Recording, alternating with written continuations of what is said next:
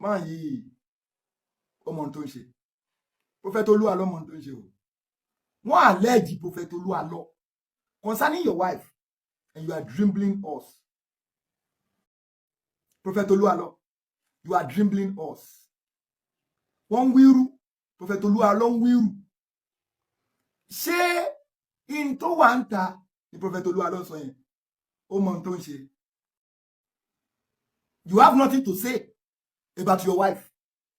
You have nothing to say about your marriage. Lẹ́ni tó ní 1,000 capacity in the congregation, more than that. Sir, this act is intentional. Prophet Oluwalo jáde wá máa sọ pé ẹnìkan lọ́kọ òkúta, Mùsùlùmí kan lọ́kọ ewúrẹ́, ìkan lọ́kọ. Is that what I'm beginning to get afraid of this man. I'm beginning to go afraid of this man. If he allegedly, yes, if he allegedly, this is how you and I will keep quiet until come and feel batty Christianity. All the fathers in the Lord, you come by, kò sí tí wọ́n ti sọ one or two things. Bó tilẹ̀ jẹ́ pé bí wọ́n ṣe sọ fún Jésù náà nìyẹn. Nevertheless, àwọn nǹkan kan wà that you will not be able to keep quiet than to come and say, according to the Bible, your yes is yes, your no is no. Not all about fighting, sir. Mi mo bóyá ń get me. Ẹ̀yin èèyàn wa lórí ọ̀rọ̀ Prophet Oluwalo náà láṣùwà. Ẹ rí i pé ọ̀pọ̀lọpọ̀ àwọn èèyàn ni wọ́n ń béèrè pé ìyàwó bàbá yìí ńkọ́?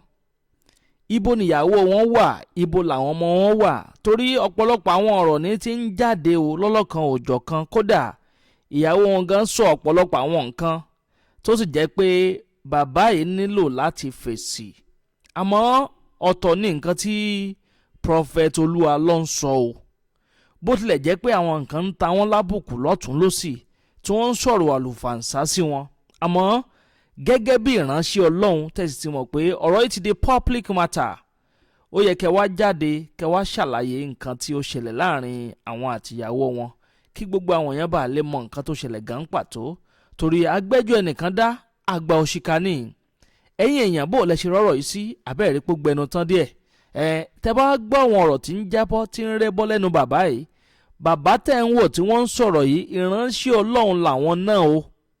Bẹ́ẹ̀ ni ìránṣẹ́ Ọlọ́run ni bàbá yìí o. Àwọn náà sì ń sọ̀rọ̀ based on spiritual line. Kò kí ń ṣe pé bóyá ń fi nǹkan kan bọ̀ kan nínú.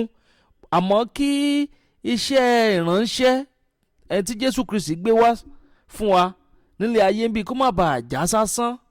Káwọn táwọn èèyàn ń wò gẹ́gẹ́ bí àwòkọ́ṣe ẹni kó má lọ jẹ́ pé àwọn náà tún wá padà máa jẹ́ olúwẹ̀ ń tàn mọ́. Eléyìí gan ló jẹ́ káwọn àgbààgbà ìránṣẹ́ Ọlọ́run kọ̀ọ̀kan kan bẹ̀rẹ̀ sí ń jáde lọ́lọ́kan òjọ̀kan wípé kí ló ń ṣẹlẹ̀ gangan. Ibo ni Pastor Oluwalo, ibo ni àwọn ìyàwó àtàwọn ọmọ wọn wà tó fi di pé gbogbo ayé ń pariwo. Ẹ wò ó, ẹ súnmọ́ bí èèyàn mi bá wá nǹkan fìdílé tàbí kẹ́ fìdílé nǹkan kẹ́ wá gbọ́ làbárí ọ̀rọ̀ lẹ́nu bàbá yìí ò torí bàbá yìí wọ́n sọ̀rọ̀ ilẹ̀kùn. Ìkànnì Àdàbà tẹlifíṣàn lẹ́wà níbi tá ti mú wá fún yín àwọn òròyìn yàjóyàjó ìròyìn ajá àbálẹ̀ lọ́dọ̀ tí wọ́n ń bí náà lẹ́sìn láǹfààní láti máa gbọ́. Àmọ́ fún gbogbo ẹ̀yọ́jú tuntun ẹ̀pẹ́ ṣe ń darapọ̀ mọ́ wa fúngbà àkọ́kọ́ ní tẹ́ ò tí ì follow àbẹ́ ò tí ì subscribe.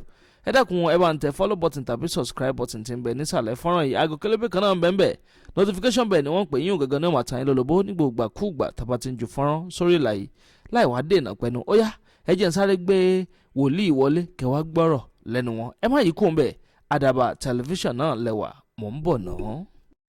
The day you refuse to say no, that no will wait ahead of you later. In the Christendom, I don't know in any other way. The day you refuse to say yes, the day you refuse to say no, you refuse. On a particular issue, that no will later come and wait for you. Prophet Oluwalo, mo pè yín ní ìkà. Yes. Èmi, wòlíì ojú òtí Jésù, mo pè yín ní ìkà. I say this to you, ìkà ẹ̀dẹ̀ ìkà ní ìsà. Tó bá jẹ́ minor allegation, it could have been better. This concerns your ministry, your life, your marriage. Yes. That is your ministry. They will later generalize this issue. Pé bí àwọn Kristẹni ṣe máa ń ṣe nìyẹn. They will later generalize that issue pé bí àwọn wòlíì, pastor, evangelist, bishop ṣe máa ṣe nìyẹn, gbogbo wọn bákan náà ni wọn. Now listen to me. Nínú ìwé Lúùkù orí 23 ẹsẹ̀ 3, Pílátù wí fún Jésù nígbà wọ́n fẹ̀sùn kàn án wípé ìwọ kò wá sí ọba àwọn Júù bí? Jésù fèsì láìtí ẹ̀. Jésù fèsì wípé ìwọ wí. Prophet Olúwalọ, bí ìwọ bá ṣe rere, Prophet Olúwalọ, bí ìwọ bá ṣe rere, ara kì yóò wá yá ọ. You are guilty. Yes. Prophet Olúwalọ, ṣe rí gbogbo àwọn tó ń pè lẹ́yìn yín yẹn tí wọ́n sọ pé ẹ má dáhùn o, ẹ má dáwọ́ lóhùn o, ẹ má respond o, kò sí problem. Gbogbo wọn sì máa parapọ̀ wá sọ fún yín wípé ṣé àá sọ fún yín, ṣé bá sọ fún yín, ṣé àá sọ fún yín ni, wọ́n sì ń bọ̀ wá sọ fún yín bẹ́ẹ̀. Yes. Tí ẹ bá ti gbé ẹrù yín níbi tó ti wúwo, ayé ò lè bá yín gbé. Tó bá yá, wọ́n sì ń wò yín ní ìsìnkú wà lókè. Tó bá yá, tẹ́lómi bá dìde, wọ́n máa sátọ̀ lọ, wọ́n máa fi yín. Ẹ fi òpẹ́ lérò lẹ́yìn ní ìsìn sáà. You don't need to respond to that huge allegation. Kò sí problem. Àwọn tó sin Jésù pẹ̀lú ẹnu pé Hosanna, Hosanna, yíyẹ. Àwọn ọlọ́pàá wá sọ fún, wọ́n sì wọ Jerusalem. Àwọn ọlọ́pàá wá sọ fún pé crucify him. Prophet Olúwalọ, bẹ́ẹ̀ bá ń jó lọ, kẹ́ wo ẹ̀yìn yín o. Tẹ́ ẹ bá ń jó lọ, ẹ wo ẹ̀yìn yín. Tẹ́ ẹ bá fi ìpẹ́ lérò lẹ́yìn lórí ọ̀rọ̀ tó ń ṣẹlẹ̀ yìí, Ọlọ́run má jẹ́ ó lọ dúró dè yín lọ́jọ́ iwájú. Ọjọ́ iwájú yẹn rèé o, ó dẹ̀ ṣe ń padà bọ̀ wá dúró dè yín lọ́jọ́ iwájú. Yes sir. Ẹnu ẹni lèèyàn fi ń kọ méje, kì í ṣe ní ti tàdá, kì í ṣe ní ti bọn. You are hiding under wrong canopy. Prophet Olúwalọ, ẹ ń ṣe prógrámù kiri, ẹ ń ṣe crusade kiri, ẹ rí kankan sọ sí nípa pé kí lẹ ṣe fún ìyàwó yín, níbo làwọn ọmọ yín wà, níbo lẹ gbé ìyàwó yín pamọ́ sí. Kò rọ lápá ni o, ó rọ lẹ́sẹ̀ ni o. You could not be able 1 minute video to do with your wife. Something is wrong. At every lie, 100% lie, there should be an iota of truth. Prophet Olúwalọ, I say this to you. There is a common truth in what Awikoko said. Awikoko lójọ́rọ̀ Daniel Rotimi. There is a little lie. If not all, there is a little lie. There is a little truth. Yes. A little truth. Prophet Olúwalọ, you have that happiness. Ah, my wicked. Àwọn tó dẹ̀ ń pè yín dẹ̀ lọ ń ṣe program kiri. Kò sí kankan tó lè sọ pé dádì, mọ́mì ńkọ́. Kò sí fídíò tó portray dádì, mọ́mì. Prophet Olúwalọ, ní ọkàn Ọlọ́run. Ó rọ lápá, ó rọ lẹ́sẹ̀, ó fọ́ lójú. Where is she? Prophet Olúwalọ, I'm afraid of you. Your fear, they fear me. Yes, your fear, they fear me. Gbogbo àwọn tó ń pè yí kiri sí yẹn, àwọn tẹ́jọ́ jẹ́ sàwáwù set in the ministry, they have not been able, if they have done that in the secret or at the closed doors, they should be able, somebody should be able. Daniel Awikonko lójú or whatever, ó ti ń jàre báyìí. And I'm saying this, some Christians think pé wọ́n jẹ lọ sí ẹ̀, wọ́n dé ẹ̀sà pẹ̀lú ògo Ọlọ́run, ìtọ́lọ́run fún mi, ó tẹ́ mi lọ́rùn, we are hoping to move forward. Prophet Olúwalọ, I say this to you again, òótọ́ kékeré wà nínú ẹ̀sùn tó fi kàn yín. Yes, ẹ ń jáde, ẹ ń lọ sí abroad, ẹ ń pọ̀n lé. Àwọn ọdẹ ọlọ́gbà tí wọ́n lè pè yín jókòó pé dáàbì, mọ́mì nǹkan. Prophet Olúwalọ, ẹ wo ìyàwó Táíwò Òjó àti ìyàwó ẹ wò. Ṣẹ́rí. Prophet Olúwalọ, ẹ wo Bẹ́ńsìnì Dáúdà àti ìyàwó ẹ. Ṣẹ́tìrì. Prophet Olúwalọ, ẹ wo Ìbíyọ̀mẹ̀, pásítọ̀ Ìbíyọ̀mẹ̀ àti ìyàwó ẹ. Ó di mẹ́ta. Ẹ wo bàbá Adébóyè àti ìyàwó wọn. Ṣẹ́rí bẹ́ẹ̀. Ẹ wo Dr. Olúkọ̀yà Ọ̀fẹ́mẹ́fẹ́ àti ìyàwó wọn. Ṣẹ́rí. Ẹ wo ìyàwó General Evangelist CAC. Prophet Evangelist Ezekiah Ọlátúnjí. Ẹ wo àwọn àti ìyàwó. Ókè, ẹ wo ìyàwó wọn nìkan. Ṣẹ́rí. Ẹ wo ìyàwó TB Joshua. Ṣẹ́rí bẹ́ẹ̀. Ẹ wo ìyàwó Oyedepo, Pásọ Oyedepo. Ṣẹ́rí. Ẹ wo ìyàwó Pásọ Kúmúyì. Ṣẹ́rí. Bóyá late àbí present. Bóyá ìyàwó wọn tó kú yẹn ni àbí tó wá sí. Ṣẹ́rí. Ẹ wo ìyàwó Pásọ Kúmọlúyì. Kumolu the Word Bible Church ní Kétu ṣẹ́tìrì ṣẹ́rí Pastor Eneche Paul Eneche ṣẹ́rí Dunamis, can you see? Ẹ wo ìyàwó Pastor Chris Oyakilome bó tilẹ̀ jẹ́ pé yẹn divorce ìyàwó ẹ̀ bóyá settle, I don't know. Ṣẹ́rí ẹ wo ìyàwó Pastor Matthew Àṣìmálówó ṣẹ́tìrì ẹ wo ìyàwó Pastor Túndé Bákàrè. Can you see it? Bàbá AK-47 bàbá àdúà AK-47 bí mo ṣe like bàbá yẹn tó mo fi ipò yẹ kí bàbá yẹn ti pè ní ṣàkíyèsí àwọn kankan. Bàbá AK-47 ò jẹ́ fi yẹn bò akọni nínú bàbá AK-47 wọ́n jẹ́ fi bò ooo ẹ sọ tí bàbá AK-47 ò ṣe kò ní jáde wá wí tẹnu ẹ̀ bólúwa ti bẹ̀dẹ̀ mi rẹ̀ mbẹ̀ yóò jáde wá wí tẹnu ẹ̀ kò dẹ̀ sí tẹ́ máa ṣe bàbá àdúà AK-47 yes ṣẹ́rí ìyàwó wọn ṣẹ́rí ẹni bá máa ń pè ní bàbá mi o Epafra Ọdẹkùnlé òun àti ìyàwó ẹ̀ ṣẹ́rí ẹ wo Pastor Sam Adéyẹmí, can you see òun àti ìyàwó ẹ̀ Prophet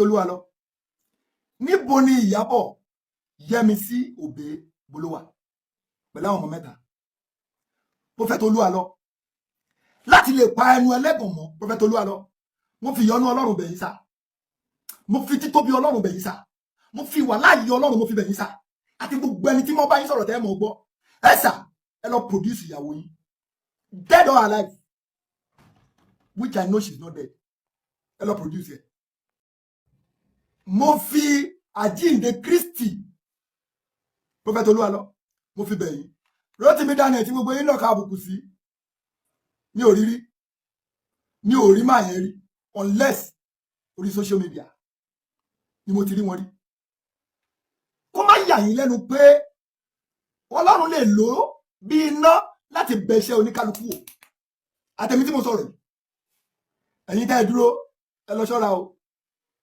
ẹ má sùn gbàgbé Ọlọ́run Sátánì dọdẹ nevertheless Bíbélì wípé resist the devil he will flee from you. There are many ways you can resist the devil with your mouth, with prayer, spiritually, not physically. Physically is with your mouth. With the word of God, you can resist the devil. Nínú gbogbo tí mo dárúkọ Prophet Olúwalọ has not apply anything, which means there is an iota of truth. Ẹ̀sà gbogbo àwọn tó ń tẹ̀lé yín nísìn tí wọ́n sọ fún yín pé wọ́n fẹ́ já iṣẹ́ ìránṣẹ́ yín wálẹ̀ ni o, wọ́n fẹ́ ṣe kíní kan ni o, wọ́n fẹ́ bà yín jẹ́ ni o, wọ́n fẹ́ pàṣẹ ìránṣẹ́ yín ẹ bojú wẹ̀yìn Prophet Olúwalọ àwọn lọ̀tá yín àwọn ló máa kó bá yín létà àwọn ló máa kó bá ṣe ìránṣẹ́ yín létà stain ti wà ń bẹ̀. The only way tẹ́lẹ̀ fi clarify ara yín is go and make video with your wife wherever she is. Prophet Olúwalọ, go and make video, I repeat, because this video will still tell on you later in the future. Go and make video. Tí anything bá lè lọ ṣẹlẹ̀ sí arábìnrin yẹn tàbọ́mọ tó wá di pé wọ́n á gbé jáde ìtìjú yín máa ga tó yìí. Bọ́ bá wà láàyè ní ìsìn tí kòkó ṣe wọ́n, it's better you do it now. Tí eventually anything bá lọ ṣẹlẹ̀ sí kálàtà kan gbé jáde. Ṣé ọmọ bẹ́yàn ṣe ń jábọ́ látò tètè lù pọ̀ nílẹ̀ àbùkù yẹn máa ti pọ̀ jù. I'm not wishing you that, but for such not to happen, Prophet Olúwalọ, ibikíbi tí ìyàwó yín bá wà, go and snap a picture with her.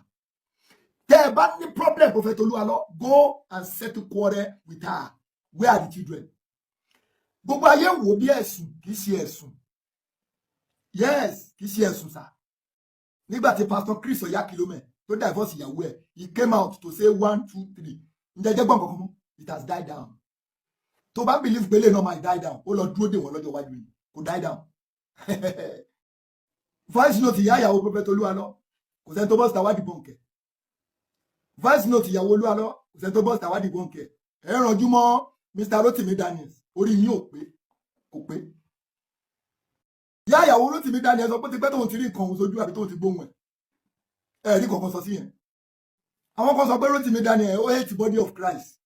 Bí ìwọ bá ṣe rere, ara kì yóò wá yá ọ. Yes. Ìgbọ̀nsẹ̀ kínkín létí àwo. Bẹ́ẹ̀ bá nù. Bí ojú bá kúrò níbẹ̀, ọkàn lè kúrò níbẹ̀ sá. Ṣé rí age tá wà yìí?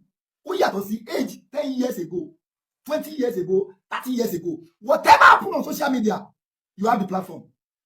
Come and correct. Esa, kò sẹ́ni tó mọnú yín. on this social media platform ni wọ́n náà máa ti gbé fídíò jáde pé kò rí bẹ́ẹ̀ o. People will not come inside your heart and read your heart. Láyé kò sẹ́ tó fẹ́ wọnú ọkàn ẹ̀. Mọ̀mọ́ Ọlọ́run tí mo sìn, mọ̀mọ́ Ọlọ́run tí mo sìn. We know everybody knows Ọlọ́run tó ń sìn. You go explain tire. Tèmi ni wípé tí bàbá Olúalọ́, Prophet Olúalọ́ bá fi lè jáde tó wọ́n break barrier yìí. Oh my God. Ǹjẹ́ jẹ́ mọ̀ pé ẹ pa àwọn kan lẹ́nu mọ́. Ẹ mọ̀ ẹ sì ń lo system 1920, 1930. Silence is the best answer for a fool. Who is a fool? They brought reality. Also, they are fool. If it is not real, you come out and debunk it. That is what it takes nowadays on this modern age. That is what it takes. Not that 1930. Yes. Mo fasiko yìí. Mo ń fi fídíò ìránṣẹ́ sí bàbá Àdúà AK-47. Bàbá ẹ yà mí lẹ́nu o. Torí mo mọ̀ pé kì í sí ní ìbàjẹ́. Bàbá Àdúà AK-47. Ẹ kì í sí ní ìbàjẹ́. Mi ò mọ ẹni ọ̀dà bẹ́ẹ̀. Bàbá Àdúà AK-47 ẹ kì í sí ní ìbàjẹ́. Mo tó ṣe mí láàánú pé ẹ sọ nǹkan kan lórí tí ìṣẹ̀lẹ̀ yìí. Ní tí mo gbọ́ kẹ́ sọ kò dàbí ní tó yẹ kí n gbọ́ kẹ́ sọ. Mo lérò pé ó yẹ kẹ́ tọ́ torí ẹ mọ̀ dáadáa. Ẹ mọ̀ pásítọ̀, ẹ mọ̀ Prophet Olúalọ́. Ó yẹ kẹ́ sọ èyí tí ń jẹ́ òótọ́ ọ̀rọ̀ fún bàbá yẹn. Àmọ́ ẹ sọ tó sà. Mo dẹ̀ fẹ́ràn yín nínú Olúwa. Mo fẹ́ràn yín bí Kristi ṣe fẹ́ràn mi àti yín sà. Mo mọ̀ pákíkọjú ni yín. Mo mọ̀ pé ẹ ní bá àwọn ọlọ́tẹ̀ tó. Mo mọ̀ yín dáadáa ni. Àti ẹ̀yin àti iṣẹ́ tọ́lọ́run gbélé yín lọ́wọ́. Àmọ́ ẹ ti ń disappoint mi bàbá. Ẹ ti ń disappoint mi. Yes. Mi ò sọ̀rọ̀ àwọn tó kù. Bàbá AK-47. Àdúà bàbá Àdúà AK-47. Tẹ́ ẹ bá mọ̀ tí mo fi mọ̀ yín. Tẹ́ ẹ bá mọ̀ tí mo fi mọ̀ yín. Nínú ìfẹ́ Kristi pẹ̀lú agbára Ọlọ́run wa pẹ̀lú àjíǹde Kristi tí mo fi mọ̀ yín. Tí mo dẹ̀ sí test di ọ̀la tí ò díbàjẹ́ tí ò dẹ̀ sí àmúlùmálà nú ẹ̀. Ẹ ṣe fídíò lórí ọ̀rọ̀ Olúalọ́. ọ̀rọ̀ lẹ́gbọ́ yẹn wa bó lẹ ṣe rí sí abẹ́rẹ́ pé ọ̀rọ̀ yẹn lágbára díẹ̀. Prophet Olúalọ́ kí ló dé sí bàbá yìí náà ò fẹ́ jáde síta. Torí mo mọ̀ pé bàbá yẹn ní ọ̀pọ̀lọpọ̀ àwọn followers according to ẹ máa rí pé auditorium tí bàbá yẹn tó ti ń pastor he has more than 1,000 members. Ṣé àwọn members yẹn náà ṣé wọ́n béèrè question lọ́wọ́ bàbá yẹn ni àbí bó lọ̀rọ̀ ṣe jẹ́ gan pàtó. Ẹ̀yin tọ́rọ̀ yìí bá yé dáadáa ẹ dákun àdábọ̀ ẹ bá wa darapọ̀ ní comment section kẹsì máa bá wa fi èròǹgbà yín lórí ọ̀rọ̀ yìí kẹ máa bá wa fi síbẹ̀. Màá máa follow àwọn comment yẹn back to back. Ẹ ṣé púpọ̀ tí ẹ ń gbọ́ wa. Fún gbogbo ẹ̀yin tẹ́ ò tí subscribe sórí ìkànnì yìí ẹ bá ń tẹ follow button tàbí subscribe button tí ń bẹ ń sàlẹ̀ fọ́nrán yìí. Àgọ́ kélébè kan náà ń bẹ ń bẹ notification bell ni wọ́n pè é. Ìyẹn gangan náà máa ta yín lólobó ní gbogbo ìgbàkúùgbà tàbá ti ń ju fọ́nrán sórí ìlà yìí. Àdàbà ọ̀nà ni à ń sùn gbẹ́ iná ń jó ẹ̀yẹ́lé gbéra ńlẹ̀ àdàbà àtúntì fòfẹ̀rẹ̀ awọ̀lú sọ̀lúdẹ̀rọ̀ pẹ̀sẹ̀.